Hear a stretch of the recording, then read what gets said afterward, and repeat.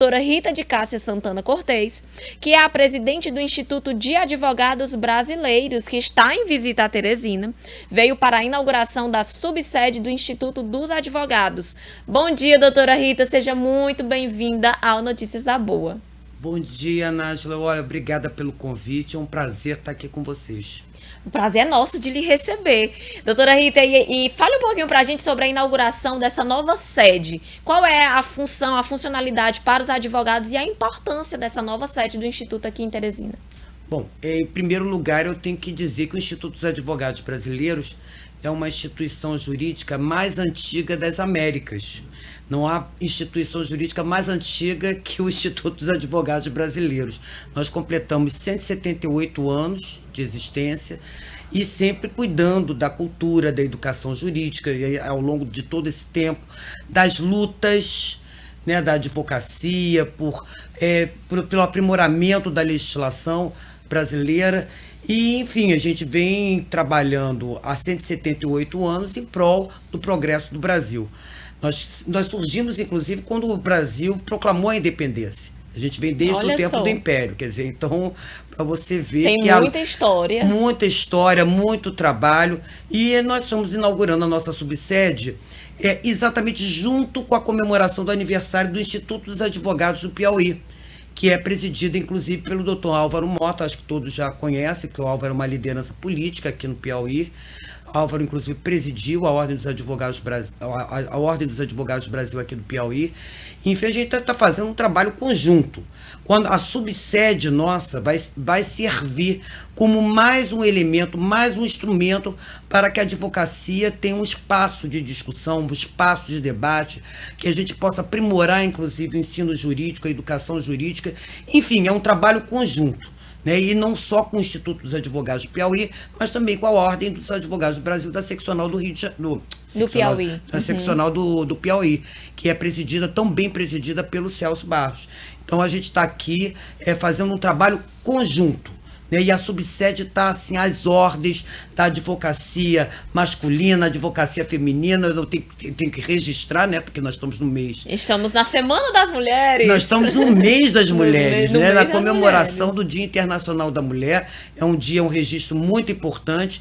Então, eu estou muito satisfeita de estar fazendo exatamente essa inauguração da nossa subsede nesse mês. Eu sou a segunda mulher a presidiu em 178 anos. Gente, isso daí é terrível, né? Chato, triste. Mas eu sou a segunda, depois de 178 anos, a gente tem uma segunda mulher à frente do nosso IAB. Primeiro foi Maria Adélia, presidente. Eu sou a primeira reeleita. Olha só, é mulher fazendo história, parabéns. Exatamente, ocupando espaços de poder. Ocupando espaços, né? Com Fazendo certeza. política, que é o que a gente tem que fazer, para exatamente poder ampliar as nossas conquistas, né? E poder seguir em frente. Com certeza. Doutora, como a senhora vê a importância da figura feminina e da mulher na advocacia? Olha, nós estamos, eu sempre digo assim, nós já avançamos, né? Não posso dizer, né, que a gente ainda está lá naquela estaca zero, né, em que você tinha pouquíssimas mulheres na advocacia. A advocacia sempre teve um perfil masculino, mas acho que a gente, aos poucos, se a gente deixar de incorporar esse arquétipo masculino que existe na profissão, eu acho que a gente consegue realmente superar e ir adiante. Mas eu vejo hoje grandes avanços, como é o caso da Ordem. Hoje nós conquistamos a paridade na composição do Conselho, das respectivas seccionais e da OAB Federal, das diretorias, das caixas de assistência. Então isso é um grande avanço, mas falta muito mais. Falta participação paritária nas listas sextas para os tribunais, falta uma participação paritária nos debates, nas exposições, porque você vê, por exemplo, mulheres de academia que são mulheres fantásticas. Vide a Fides, que foi presidente aqui da seccional por 3 mandatos. A Fides é uma referência feminina e ela foi uma mulher revolucionária, né? Porque fazer o que ela fez naquela época realmente é digno de nota. Bom, mas enfim, a gente tem nesse caminho todo ainda que pavimentar muitas coisas. Mas eu acho que assim, a gente só pavimenta quando a gente tem participação política. Com certeza. Né? Quando a gente tem consciência de que é o nosso engajamento em cada causa, nos movimentos associativos da profissão, participando da ordem, integrando a ordem, cumprindo, realmente dando eficácia, né, a essa conquista da paridade, é que a gente realmente chega lá. Com certeza. Doutora, voltando a falar aqui do IAB, eu queria que a senhora falasse qual a diferença entre IAB e OAB, que as pessoas ainda confundem muito. Qual a diferença entre as duas organizações? Olha, eu costumo brincar e digo assim, o IAB é o pai, a mãe, o avô, a avó da Ordem dos Advogados do Brasil. É toda a árvore genealógica da ordem. O Instituto nasceu para criar a Ordem dos Advogados do Brasil. O estatuto, do primeiro estatuto do Instituto, nós fomos criados no Império. Quando houve a proclamação da independência do Brasil, enfim, a visão, o visionário Dom Pedro, né, disse o seguinte, disse assim, bom, eu preciso ter uma legislação, eu preciso ter um ordenamento jurídico, eu preciso ter códigos, eu preciso ter uma legislação que seja adequada a essa modificação, aquela nova realidade, que é uma realidade de um país independente, um país autônomo.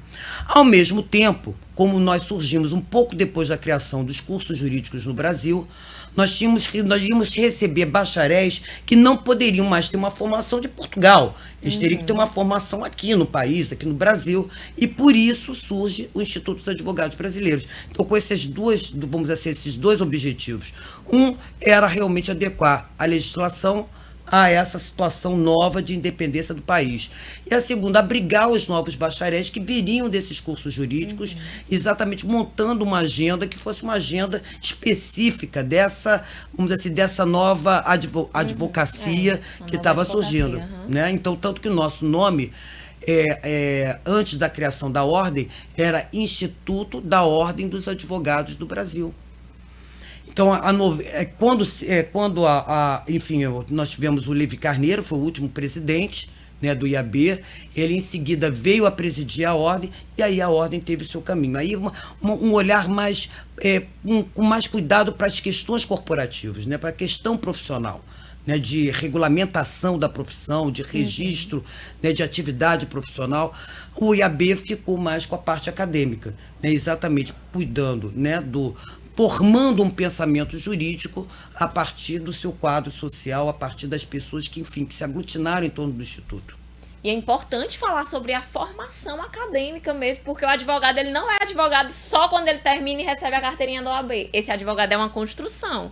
Sim. E é uma construção que inicia-se na academia e que continua depois da carteirinha da OAB, não é mesmo? E a gente tem que não só enfim, brigar por uma melhor capacitação. Aliás, os cursos jurídicos, eu acho que a opinião, né, que nós temos assim com relação a essa quantidade de faculdades que são abertas, às vezes sem a menor estrutura sem mesmo. Menor estrutura, sem um projeto pedagógico mais bem definido, né? Enfim, são muitas faculdades de direito, então o número de bacharéis colocados no mercado de trabalho, né, é um número assim assustador. Né? Surpreende a todos nós. Mas eu quero falar o seguinte, eu acho que não só a capacitação, mas também a formação, o aprimoramento. Eu vejo assim, educação é você transmitir valores. Ensino é você capacitar, é você qualificar, e ela já tem um outro viés. Então, o Instituto dos Advogados Brasileiros cuida desses dois aspectos. Eu acho que não só, né, a questão de capacitação e qualificação, né, nós temos uma escola, que é a escola do Instituto, o ESIAB, que é a escola do Instituto dos Advogados Brasileiros. Nós criamos a escola, mas não tivemos oportunidade de realmente deslanchar a partir de uma atividade mais concreta. O que a gente pretende fazer, inclusive na nova gestão, eu estou deixando, meu mandato termina em abril. Já está no finalzinho. Já está no finalzinho, mas o meu sucessor, eu tenho certeza, é uma chapa única, ainda bem, né? Então, certamente será o Sidney Sanches. Continua o mesmo programa que já vinha, o mesmo projeto. O projeto é exatamente o mesmo, é dar continuidade e aprimorar.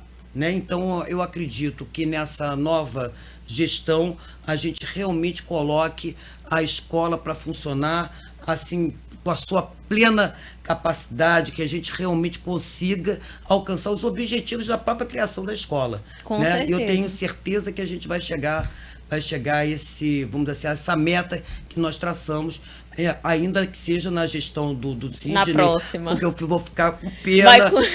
Mas vai continuar lá próximo, mas eu vou estar lá acompanhando. ajudando todos nós. O trabalho é coletivo. Né? É uma mãe que não abandona o filho.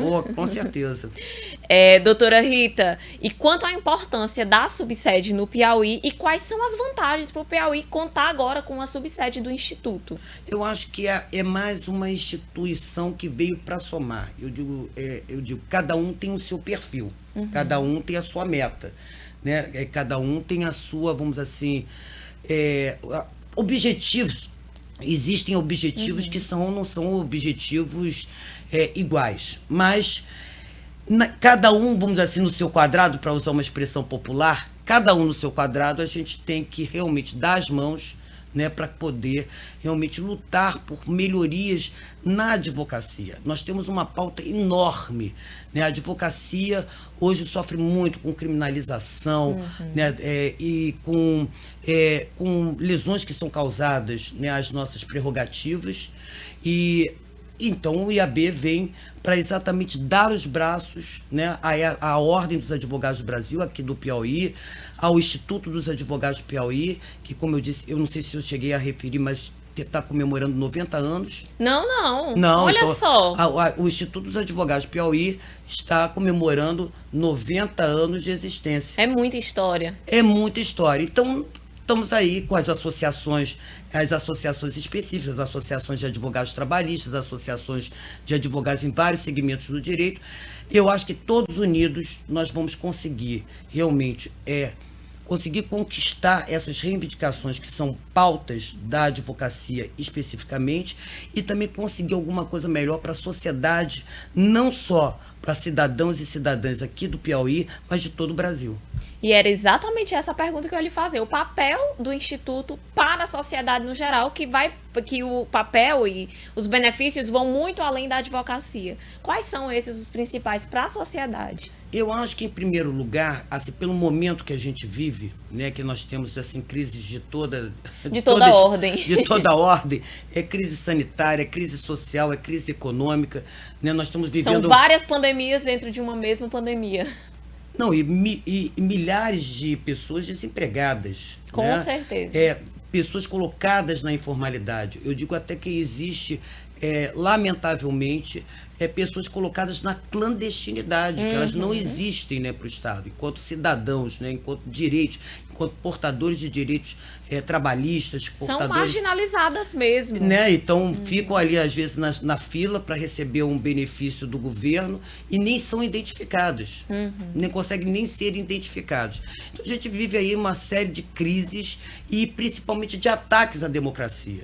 O Instituto tem uma história, né, de reafirmar sempre a democracia, as liberdades, de lutar por igualdade. Toda a nossa história foi marcada exatamente por esse movimento.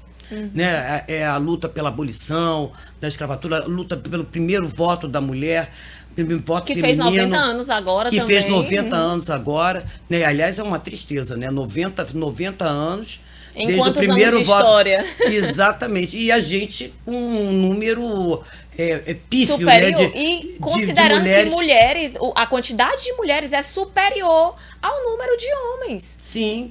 Hoje somos o maior público votante, mas só temos 90 anos de voto conquistado. Nós somos maioria no eleitorado brasileiro, somos maioria na advocacia, quer dizer, desproporcional.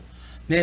Eu vejo e eu acho que esse é um caminho ainda longo a percorrer, porque você tem hoje o quê? 15% de deputadas hoje no Congresso, 15%, 20%, acho que não chega a 20%. E precisamos de leis para obrigar as mulheres a ocupar esses espaços. O Tribunal Superior Eleitoral, inclusive, criou um observatório, né, para exatamente cuidar dessas questões femininas, das mulheres, nos processos eleitorais. Nós fizemos, inclusive, um ofício à ministra Rosa Weber, quando ela era presidente do TSE, exatamente pedindo para que ela criasse esse observatório.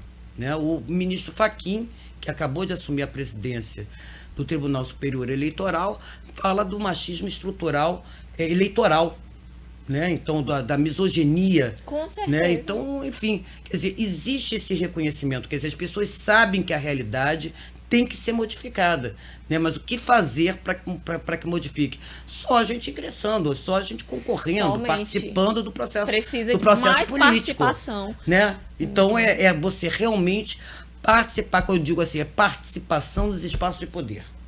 Seja nas instituições civis, seja no legislativo, seja no judiciário, enfim, em todos os segmentos. A ocupação desses espaços pela mulher é importante, é necessário, e é necessário também discutir muito sobre isso para que a gente consiga avançar. Só conversando, só com o diálogo. E temos mulheres notáveis, né? A Com presidente certeza. da Associação dos Magistrados do Brasil, Renata Gil, que é uma referência no país, né? Sem falsa modéstia, tenho eu à frente do Instituto dos Advogados Brasileiros. Com certeza, Entendeu? precisamos Tem ressaltar. outras mulheres que hoje nós temos 5 presidentes seccionais, inclusive da maior seccional do Brasil, que é a seccional de São Paulo, né, que é a Patrícia Vanzolini. Enfim, são 5 pessoas, 5 mulheres construindo a história. construindo uma história, quer dizer, construir uma história. Né? Antes da eleição dessas mulheres, eu acho que a gente não tinha mais nenhuma mulher presidente de ordem, fato. né? Não tinha a FIT, que eu estou dizendo que é um espetáculo, né? Mas nós não tínhamos uma mulher presidindo as seccionais da ordem. Um espaço masculino, era um espaço masculino. E com a questão da paridade, você veja bem como é que são instrumentos que proporcionam, eu digo que você conseguir alcançar equidade. E com o tempo, né? Instrumentos que permitem você ter a igualdade, né? A igualdade de gênero. E a igualdade de raça também. Porque as mulheres negras, as advogadas negras, sofrem muito mais, né, que as advogadas, entendeu? Com certeza. Brancas. Então, a questão do racismo, do preconceito, né? Então, de não haver respeito pela diversidade, isso é uma coisa para ser também superada, para ser encarada de frente, né? Sem medo, com toda a coragem que a gente possa ter. Lá no Rio de Janeiro, nós temos a Mônica Santos, que é a primeira mulher negra na diretoria da seccional do Rio de Janeiro.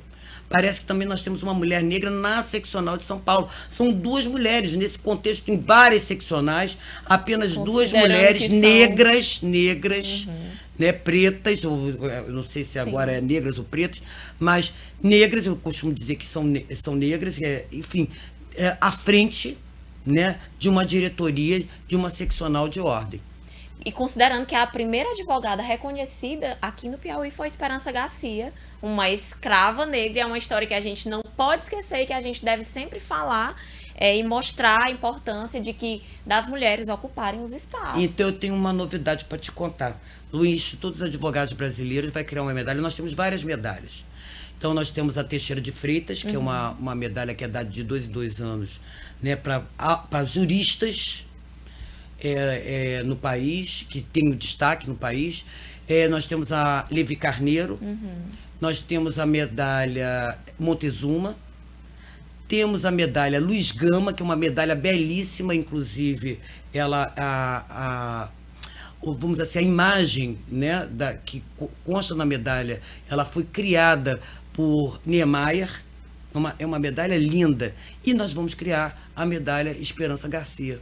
Olha só homenagear que notícia as mulheres. Boa, para celebrar. Eu tô na terra que reconheceu Esperança Garcia, Com até certeza. porque Esperança Garcia, ela simboliza o espírito da advocacia, né? Uma mulher escrava, mas que fez quer dizer, ela conseguiu peticionar, pedir, né, que ela não fosse maltratada, né, que ela tivesse, vamos dizer assim, direitos, né, que ela não tinha naquela ocasião. Então, o reconhecimento, dar à Esperança Garcia, né, o registro de advogada, ser considerada a primeira advogada do Piauí, é uma coisa fantástica. Então, em homenagem às mulheres, nós vamos criar, né, a medalha Esperança Garcia. Eu pretendo voltar aqui no Piauí, já disse, aqui em Teresina, para outorgar nessa honraria para mulheres aqui do Piauí que tenham tido Que destaque. coisa boa. Eu acho uma coisa maravilhosa. E vamos lhe aguardar de fato. Ó, a para vir medalha fazer a Luiz Gama, entrega. olha que linda. É linda, é uma medalha linda. Ah, mas você aguarde a medalha Esperança Garcia. Eu já estou aqui no aguardo com ansiedade. Olha, Fico muito feliz por esse reconhecimento à Esperança Garcia. Vou pedir a Álvaro, assim que estiver pronta, a primeira medalha,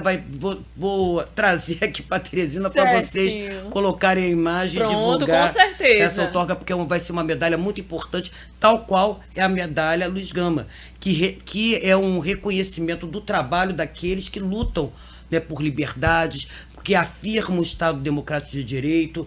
Enfim, eu acho que a Luiz Gama com Esperança Garcia vai ser uma dupla, uma dupla de medalhas de sucesso. Dupla fantástica. Doutora Rita, muito obrigada por ter vindo, por se disponibilizar a vir aqui conversar um pouquinho com a gente. Não só do Instituto, que a gente já falou de muita coisa e passaríamos a manhã inteira conversando. Muito obrigada pela sua disponibilidade. Olha, eu que agradeço, é um espaço maravilhoso. Conheço mais o Instituto dos Advogados Brasileiros. Nós temos um site em que está todas as informações, podem ser obtidas através desse site.